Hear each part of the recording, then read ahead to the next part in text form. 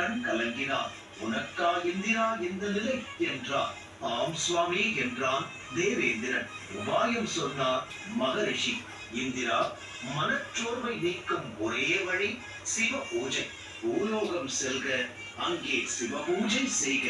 சிவ பூஜை உனக்கு மேன்மை தரும். சிவன் அருள் பெற்று சிறப்புடன் வாழ்க என்று ஆசி வழங்கினார். அதன்படியே பூலோகம் கிளம்பிவிட்டான் தேவலோக ராஜனான இந்திரன் தன் மனைவி இந்திராணியுடன்.